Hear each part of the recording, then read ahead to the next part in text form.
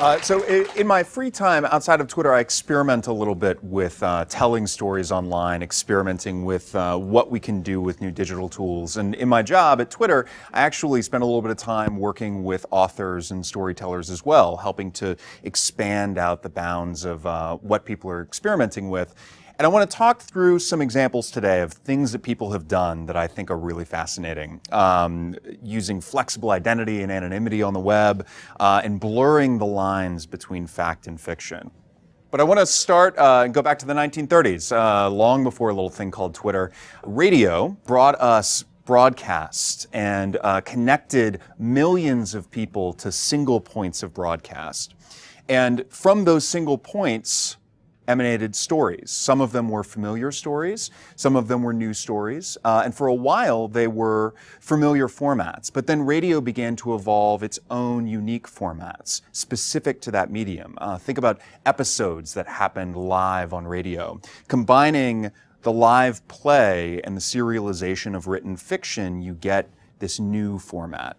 And the reason why I bring up radio is that I think radio is a great example of how a new medium defines new formats, which then define new stories. And of course, today we have an entirely new medium to play with, which is this online world. This is the map of verified users on Twitter and the connections between them. There are thousands upon thousands of them.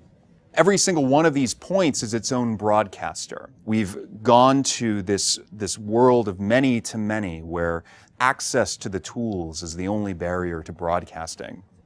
And I think that we should start to see wildly new formats emerge as people learn how to tell stories in this new medium. I actually believe that we are in a wide open frontier for creative experimentation, if you will, that we've explored and begun to settle this wild land of the internet and are now just getting ready to start to build structures on it. And those structures are the new formats of storytelling that the internet will allow us to create. I believe this starts with an evolution of existing methods. The short story, for example, people are saying that the short story is experiencing a renaissance of sorts, thanks to e-readers, digital marketplaces. One writer, Hugh Howey, experimented with short stories on Amazon by releasing one very short story called Wool. And he actually says that he didn't intend for Wool to become a series, but that the audience loved the first story so much they demanded more. And so he gave them more. He gave them Wool 2, which was a little bit longer than the first one, Wool 3, which was even longer, culminating in Wool 5, which was a 60,000-word novel. I think Howie was able to do all of this because he had the quick feedback system of ebooks. He was able to write and publish in relatively short order. There was no mediator between him and the audience. It was just him directly connected with his audience and building on the feedback and enthusiasm that they were giving him. So this whole project was an experiment. It started with the one short story, and I think the experimentation actually became a part of Howie's format. And that's something that this medium enabled, was experimentation being a part of the format itself. This is a short story by the author Jennifer Egan called Black Box. It was originally written specifically with Twitter in mind. Egan convinced the New Yorker to start a New Yorker fiction account from which they could tweet all of these lines that she created. Now, Twitter, of course, has a 140-character limit. Egan mocked that up just writing manually in this storyboard sketchbook, used the physical space constraints of those storyboard squares to write each individual tweet. And those tweets ended up becoming over 600 of them that were serialized by the New Yorker. Every night at 8 p.m., you could tune in to a short story from the New Yorker's fiction account. I think that's pretty exciting. Tune in literary fiction. The experience of Egan's story, of course, like anything on Twitter, there were multiple ways to experience it. You could scroll back through it. But interestingly, if you were watching it live, there was this suspense that built because the actual tweets, you had no control over when you would read them. They were coming at a pretty regular clip. But as the story was building, normally as a reader, you control how fast you move through a text. But in this case, the New Yorker did. And they were sending you bit by bit by bit. You had the suspense of waiting for the next line. Another great example of fiction and the short story on Twitter, Elliot Holt is an author who wrote a story called Evidence. Began with this tweet: on November 28th at 10:13 p.m., a woman identified as Miranda Brown, 44, of Brooklyn, fell to her death from the roof of a Manhattan hotel. Begins in Elliot's voice, but then Elliot's voice recedes, and we hear the voices of Elsa, Margot, and Simon, characters that Elliot created on Twitter specifically to tell this story, a story from multiple perspectives leading up to this moment at 10:13 p.m. when this woman falls to her death. These three characters brought an authentic vision from multiple perspectives. One reviewer called Elliot's story, quote, Twitter fiction done right, because she captured that voice and she had multiple characters and it happened in real time. Interestingly, though, it wasn't just Twitter as a distribution mechanism, it was also Twitter as a production mechanism. Elliot told me later she wrote the whole thing with her thumbs.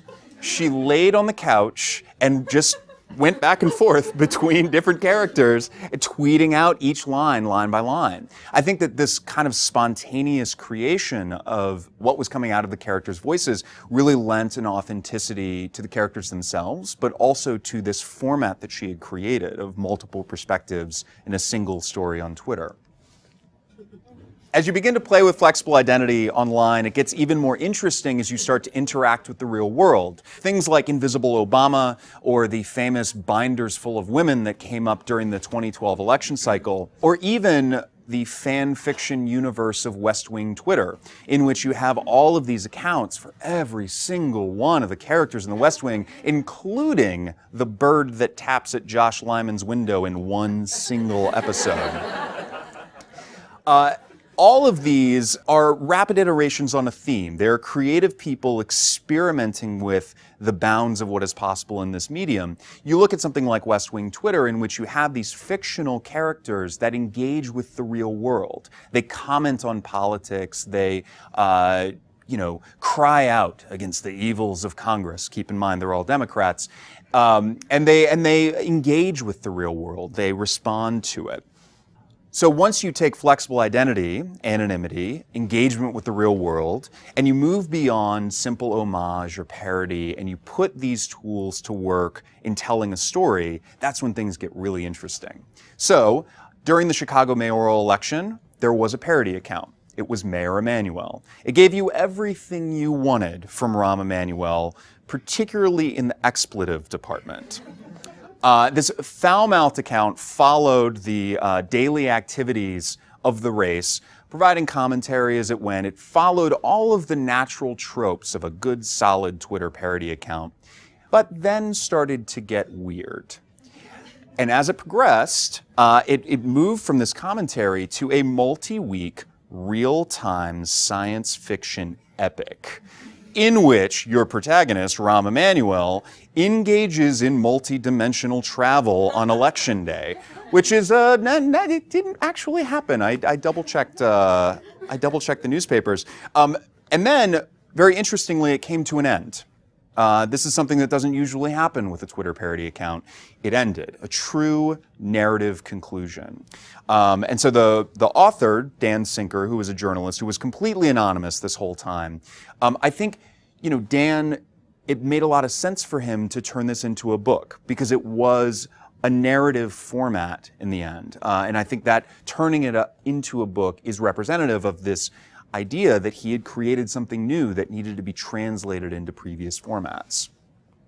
One of my favorite examples of something that's happening on Twitter right now, actually, is the very absurdist Crimer Show.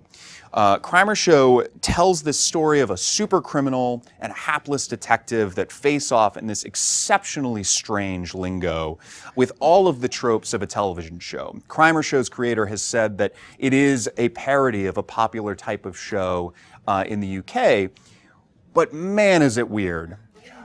And there are all these times where Crimer, the super criminal, does all these TV things. He's always taking off his sunglasses or turning to the camera. But these things just happen in text.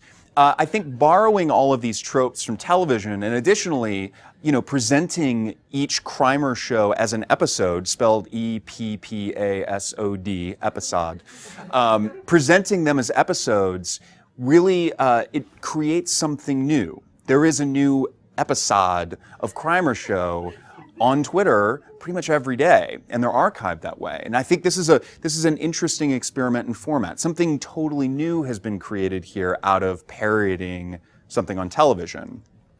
I think in nonfiction real-time storytelling, there are a lot of really excellent examples as well. Real-Time World War II is an account that documents what was happening on this day 60 years ago in exceptional detail, as if you were reading the news reports from that day. And the author Teju Cole has done a lot of experimentation with putting a literary twist on events of the news. In this particular case, he's talking about drone strikes. I think that in both of these examples, you're beginning to see ways in which people are telling stories with nonfiction content that can be built into new types of fictional storytelling.